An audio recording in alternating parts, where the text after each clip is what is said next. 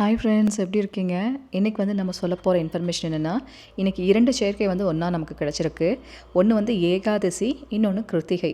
இது 2மே ஒன்றா சேர்றதுங்கிறது ரொம்ப அபூர்வமாக வரும்னு சொல்லுவாங்க. இதை ஷடசீதி புண்ணிய காலம்னு சொல்லுவாங்க. அது இன்றைக்கி நமக்கு கிடச்சிருக்கு.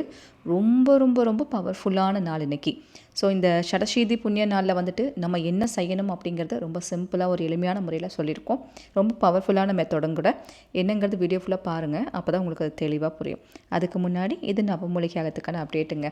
நவமூலிகையாகம் அப்டேட் போடுறதுக்கு முன்னாடி எப்போ போடுவீங்கன்னு ஒரே மெசேஜஸ் நிறையா வந்துட்டு இருந்துச்சு. சில பேர் 2 நாளைக்கு முன்னாடியே பேமெண்ட்லாம் அனுப்பவே ஆரம்பிச்சிட்டிங்க. ஸோ பஞ்சமி இந்த வாட்டி நமக்கு வளர்பிறை பஞ்சமி எப்போ வருதுன்னா 18ஆம் தேதி வருது.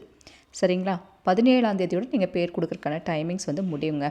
ஸோ நம்ம வீடியோ தொடர்ந்து இந்த 5 இயர்ஸாக பார்த்துட்ருக்கிறவங்களுக்கு நல்லாவே தெரியும் நவமூலிகையாகம்னா என்ன, இதுக்கு எப்படி பேர் கொடுக்கணும், இதுக்கு என்ன மாதிரியான ப்ரொசீஜர், என்ன டீட்டெயிலுங்கிறதெல்லாம் நல்லாவே தெரியும். சப்போஸ் இந்த வீடியோ நீங்கள் பார்க்குறவங்க, நான் புதுசாக பார்க்குறேன், எனக்கு இதை பற்றிலாம் எதுவுமே தெரியாது, நான் இது என்னென்னு தெரிஞ்சுக்கணும், இல்லை எனக்கும் பேர் கொடுக்கணும் அப்படின்னு நினச்சிங்கன்னா, இந்த வீடியோலேயே வாட்ஸ்அப் நம்பர் இருக்குங்க. அந்த நம்பரில் நீங்கள் நவமூலிகை அப்படிங்கிறத டைப் பண்ணி அனுப்பிவிட்டாலே போதும். இதை பற்றின தெளிவான இன்ஃபர்மேஷன் என்னங்கிறத நீங்கள் தெரிஞ்சுக்கலாம். ஃபஸ்ட்டு இது என்ன ஏதுங்கிறத தெரிஞ்சுக்கோங்க, புரிஞ்சுக்கோங்க. தேவைப்படும் பட்சத்தில் உங்கள் பெயர்கள் வேணாலும் நீங்கள் கொடுக்கலாம். பேர் கொடுக்குறவங்க அவசியம் உங்களோட ஊர் பேர் போட்டு அனுப்புங்க. எந்த ஊரில் இப்போ நீங்கள் இருக்கீங்களோ அந்த ஊர் பேர் கண்டிப்பாக போடணும். ராசி நட்சத்திரம் இல்லைன்னா கூட பிரச்சனை இல்லை, ஆனால் ஊர் பேர் கட்டாயம் போட்டு அனுப்புங்க, மறந்துடாதீங்க. ஸோ வீடியோ ரெகுலராக பார்க்குறவங்களுக்குலாம் தெரியும், புதுசாக பார்க்குறவங்களுக்காக வேண்டி நான் இது சொல்லிகிட்ருக்கேன். சரிங்களா? அப்புறம் நான் சொன்னேன் இல்லைங்களா, ஷடசீதி புண்ணிய காலம் ப்ளஸ் கிருத்திகை. இன்றைக்கி நம்ம என்ன செய்யணுங்கிறது இந்த வீடியோவில் நான் சொல்லியிருக்கேன். ஒரு சில பொருட்கள் வச்சு இன்றைக்கி செய்கிறதன் மூலமாக ரொம்ப பவர்ஃபுல்லான ஒரு பவர் இன்றைக்கி காட்டும் அப்படிங்கிற மாதிரி சொல்லியிருக்காங்க. அதை இன்றைக்கி நாளே செய்யணுங்கிறது ஒரு சூப்பர் பவர் காமிக்கும் அப்படிங்கிற மாதிரி இருக்குது. அதனால் இன்றைக்கி நம்ம என்ன செய்யணுங்கிறது நான் இந்த வீடியோவில் நான் சொல்லியிருக்கேன். அந்த பொருட்கள் எல்லாம் என்னென்னங்கன்னு உங்களுக்கு சொல்கிறேன், எப்படி செய்யணுங்கிறத சொல்கிறேன். அதை கரெக்டாக அதை ஃபாலோ பண்ணி நீங்கள் பண்ணிங்கனாலே இன்றைக்கி அதற்குண்டான பவருங்கிறது உங்களுக்கு கைமேல் பலனாக கிடைக்கும். ஒரு சிஸ்டர் ஒரு மிராக்கிள் சொல்லியிருந்தாங்க இன்றைக்கி காலையில். எனக்கு கேட்கும்போது அவ்வளோ ஒரு ஷாக்கிங்காக இருந்துச்சுங்க. என்னென்னா, அந்த சிஸ்டர் நம்ம சேனலுக்கு புதுசு. இப்போ எனக்கு தெரிஞ்சு ஒரு 3 வாட்டி தான் அவங்க பேரே கொடுத்துருக்காங்க. நவமூலிகையாகத்துக்கு ஒரு 3 வாட்டி தான் பேரே கொடுத்துருக்காங்க. அவங்க என்கிட்ட சொல்லும்போது சொன்ன ஒரு விஷயம் என்னென்னா, ஃபஸ்ட் டைம் உங்கள் சேனல் பார்க்கும்போது, அது நவமூலிகை அப்படிங்கிற அந்த பாட்டு பார்க்கும்போது, இது நிறைய பேத்துக்கு அற்புதம் நடக்குது, பரவாயில்லையே, சரி ஓகே எல்லாத்துக்கும் நடக்குதுன்னு சொல்லி தான் நான் விட்டுட்டேன்.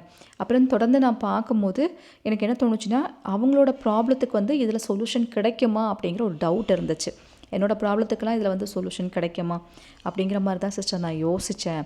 சரி எதுக்கும் கொடுத்து பார்க்கலாமே அப்படின்னு எவ்வளவோ முயற்சிகள் அவங்க பண்ணிட்டாங்க. எத்தனையோ நான் பண்ணிட்டேன், ரொம்ப டயர்டாயிட்டேன். எல்லா முயற்சியும் பண்ணி கடந்த ஒரு வருஷத்தில், இந்த ஒரு வருஷத்தில் நான் பண்ணாத முயற்சியில் அவ்வளோ பண்ணிட்டேன். சரி கடைசியாக இதுக்கும் கொடுத்து பார்ப்போமேன்னு நினச்சி தான் நான் இதை பண்ணினேன் அப்படின்னு சொன்னாங்க. அவங்க பொண்ணு காலேஜ் போகிற பொண்ணு, காலேஜ் செகண்ட் இயர் படிக்கிறாங்க. படிப்பு பாதியில் நிறுத்திட்டாங்க. இந்த 1 இயரில் அவங்களுக்கு என்ன ஆச்சோ ஏதாச்சோ என்ன பிரச்சனைன்னு தெரில, யாருக்கிட்டேயுமே பேசுகிறதில்ல. யாருக்கிட்டேயுமே பேசாமல் தனியாக ரூம்குள்ளே இருந்துட்டு காலேஜ் போகிறத ஸ்டாப் பண்ணிட்டாங்க. யாருக்கிட்டேயும் பேசுகிறதில்ல, எதுக்குமே வரமாட்டாங்க. சாப்பிட்றதுக்கு மட்டும்தான் கீழே வருவாங்க. மற்றபடி எந்த ஃபங்க்ஷன் போகிறதோ, யாருக்கிட்டேயும் ஒரு நல்ல கான்வர்சேஷனோ, ஃப்ரெண்ட்ஸுக்கிட்டேயோ யாருக்கிட்டேயுமே ஒரு பழக்கம் இல்லாமல் தன்னைத்தானே தனிமைப்படுத்திட்டு ஒரு டிப்ரெஷனுக்குள்ளே போயிட்டாங்க. என்ன ரீசன்னே தெரில அப்படின்னு சொல்லி இவங்க பயந்துட்டு எங்கெங்கேயோ கூட்டிகிட்டு போய் கோவிலெல்லாம் கூட்டிகிட்டு போய் கயிறு கட்டியிருக்காங்க, மந்திரிச்சு பார்த்துருக்காங்க. என்ன ரீசனே தெரில, அந்த பொண்ணுகிட்ட ஒரு ரியாக்ஷனும் இல்லை, அமைதியாகவே தான் இருக்குது. ஒருத்தர்கிட்டையும் ஒன்றுமே பேச மாட்டேங்குது. அப்படியே உட்கார வச்சு அப்படியே எப்படி உட்காந்துட்டே இருப்பாங்களோ அதுமாதிரி உட்காந்துட்டே தான் இருக்குது. எந்த ஒரு ரியாக்ஷனும் அந்த பொண்ணுக்கிட்ட ஒரு மூமெண்ட் ஒன்றுமே இல்லாமல் இருந்திருக்காங்க. ரொம்ப மனசு சங்கடமாயிடுச்சு. ஏன்னா புள்ள வாழ வேண்டிய புள்ள காலேஜ் போகிறது, படிப்பும் போயிடுச்சு, இப்படி இருக்காளே. அழுது கேட்டு பார்த்துட்டாங்க, அடித்து கேட்டு பார்த்துட்டாங்க, எப்படியே கேட்டு பார்த்துட்டாங்க. அந்த பொண்ணுகிட்ட ஒரு ரியாக்ஷனும் இல்லை, வாயே திறக்கல, அப்படியே தான் இருக்காங்க அப்படிங்கிற மாதிரி. கடைசியாக இந்த 3 நவமூலிகை கொடுத்ததில் இந்த 1 இயராக பேசாத பொண்ணு பேசிருச்சு. அவங்க சொல்லும் போது எனக்கு அவ்வளோ கஷ்டமாக இருந்துச்சு. அழுதுட்டு சொன்னாங்க, இந்த ஒரு வருஷத்தில் நான் அலையாத இடம் கிடையாது, போகாத கோவில் கிடையாது, ஆனால் இன்றைக்கி பாப்பா பேசிட்டா, அம்மா கோயிலுக்கு போகலாமா அப்படின்னு கேட்டுச்சு. இந்த ஒரு வருஷத்தில் பேசாத பொண்ணு அம்மா கோயிலுக்கு போகலாமான்னு எனக்கு கேட்டதே ரொம்ப சந்தோஷம். இது அந்த தெய்வத்தோட அனுகிரகமாக நான் பார்க்குறேன். வராகியம்மன் கோவிலுக்கு தான் ஃபஸ்ட்டு அவளை கூட்டிகிட்டு போனேன். அந்த தாய் தான் அவளை பேச வச்சுருக்குன்னு நான் நம்புகிறேன். இந்த ஒரு வருஷத்தில் நடக்காத விஷயம் எனக்கு நடந்துருச்சு சிஸ்டர். இதுக்கப்புறம் அவள் சரி ஆயிடுவான்னு எனக்கு நம்பிக்கை வந்துருச்சு.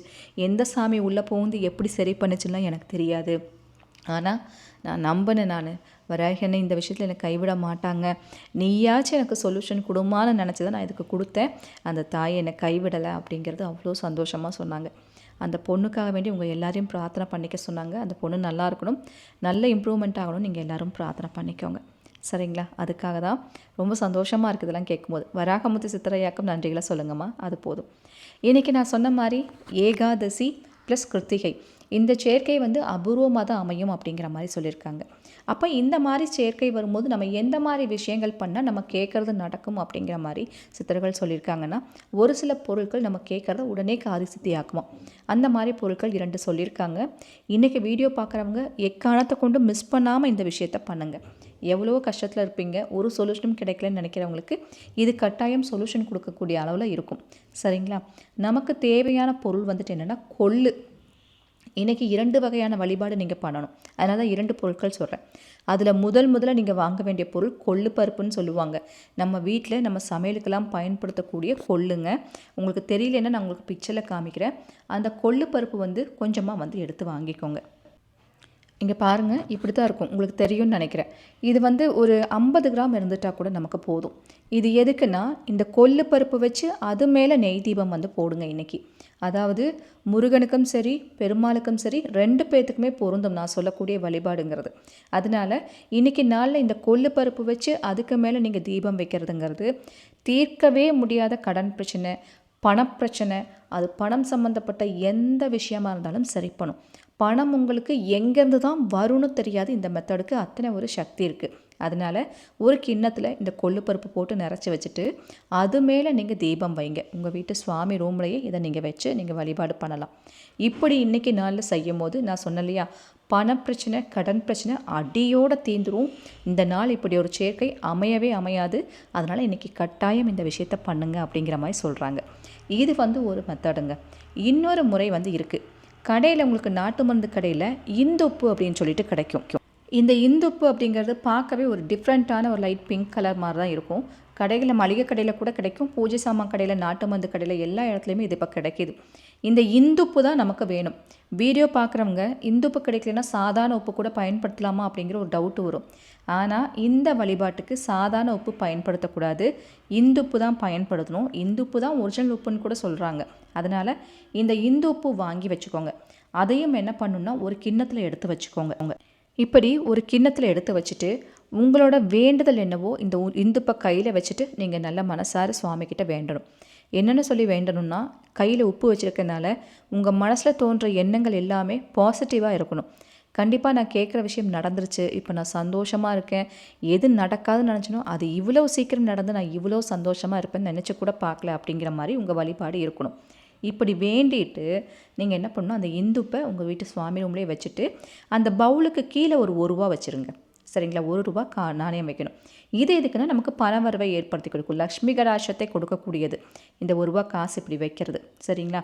ஸோ ஒரே டைமில் நீங்கள் கேட்குற விஷயமும் நடக்குது, பணம் நீங்கள் குறையில்லாமல் இருக்கும். உங்களுக்கு பணம் செல்வாக்கு லக்ஷ்மி கடாட்சம் குறையில்லாமல் இருக்கும். அந்தளவுக்கு ஒரு செல்வ செழிப்பை இதை ஏற்படுத்தி கொடுக்குமா. எதை நினச்சி கேட்டாலும் இந்த முறை செஞ்சு கொடுக்குமா. அவ்வளோ ஒரு சக்தி வாய்ந்தது.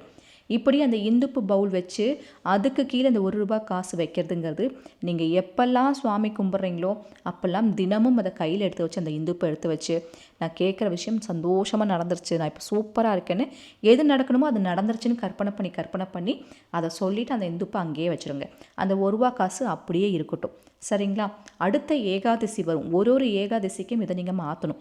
அடுத்த ஏகாதசி நீங்கள் வரும்போது அந்த பழைய இந்துப்பை எடுத்து அப்படியே தண்ணியில் கரைச்சி விட்டுட்டு அந்த பழைய ₹1 காசு இருக்கு இல்லையா, அதை எடுத்து உங்கள் காசு வைக்கிற இடத்துல வச்சுக்கோங்க. இப்போ அந்த பழைய அந்த இந்துப்பை கரைச்சி விட்டுட்டு புதிய உப்பு வாங்கி நீங்கள் நிரப்பணும். அதுவும் இந்துப்பாக வைங்க. மறுபடியும் புதுசாக ஒரு ₹1 காசு இதே போல் அந்த பவுலுக்கு அடியில் வச்சுருங்க. இப்படி நீங்கள் செஞ்சுட்டு வரும்போது ஒரு விஷயமா உங்களுக்கு நடந்துகிட்டே வருங்க. ஏகாதசிக்கு அப்படி ஒரு பவர் இருக்குன்னு சொல்லி சித்தர்கள் சொல்கிறாங்க. அதுவும் இன்றைக்கி நாளில் நீங்கள் ஸ்டார்ட் பண்ணுறதுங்கிறது ரொம்ப ரொம்ப விசேஷம். அப்படிங்கிறனால தான் இன்றைக்கே செய்யுங்க அப்படிங்கிற மாதிரி கொடுத்துருக்காங்க. இந்த 2 முறைகளுமே நீங்கள் செய்யலாம். இந்துப்பு வச்சு செய்கிறது ஒரு முறை இருக்குது, கொள்ளு தீபம், இது 2மே இன்றைக்கி செய்யுங்க அப்படிங்கிற மாதிரி தான் இருக்குது. இல்லை முடியாதவங்க 2ல் ஏதாவது ஒன்றாச்சும் செய்யலாமானா செய்யலாம். 2மே செய்கிறது ஆனால் ரொம்ப நல்லது. சரிங்களா? இது மட்டும் நீங்கள் செஞ்சுட்டு வாங்க. வேறு ஒன்றும் நீங்கள் செய்ய வேண்டியதில்லை. பூஜை அறையில் உட்காந்து தான் செய்யணும். கண்டிப்பாக பீரியட்ஸ் டைமாக இருக்கக்கூடாது, நான்வெஜ் சாப்பிடக்கூடாது. இதை செஞ்சு முடிச்சுட்டு நீங்கள் தாராளமாக எந்த வேலைனாலும் நீங்கள் பார்க்கலாம். அதுக்கப்புறம் நீங்கள் சாப்பிட்லாம்.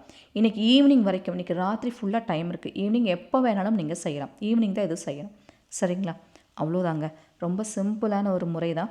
அப்புறம் அந்த கொள்ளு பருப்பு என்ன பண்ணுறதுங்கிறது உங்களுக்கு டவுட் வரும். கொள்ளு பருப்பு நீங்கள் தீபம் வச்சதுக்கப்புறம் அதை எடுத்து நீங்கள் சமைச்சிக்கலாம். உங்கள் வீட்டுக்கே நீங்கள் சமைச்சு சாப்பிட்டுக்கலாம். சரிங்களா? அது ஒன்றும் தப்பு கிடையாது. அவ்வளோதாங்க. ஐ திங்க் நான் சொன்ன இன்ஃபர்மேஷன் உங்களுக்கு யூஸ்ஃபுல்லாக இருக்குது, பிடிச்சிருக்குன்னா ஒரு லைக் கொடுங்க. உங்கள் ஃப்ரெண்ட்ஸுக்கும் ஷேர் பண்ணுங்கள். இது போல் பல இன்ஃபர்மேஷன் சொல்கிறதுக்கு நான் காத்துட்டே இருக்கேன். உங்கள் அன்பு தோழி ராஜி. Thank you so much.